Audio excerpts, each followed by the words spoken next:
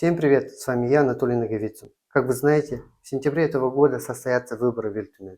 Я решил на этих выборах участвовать по Центральному округу. Так как в нашей партии «Яблоко» нет в Государственной Думе, нам нужно собрать подписи жителей Центрального округа для участия на выборах.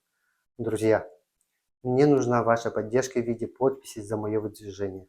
Если вы живете в Центральном округе города Якутска, прошу вас пройти по ссылке, указанной в описании к этому видео, и заполнить анкету. Нам очень важно заранее знать, что вы готовы поддержать нас, так как время официального сбора подписей ограничен и будет длиться примерно 2,5 недели.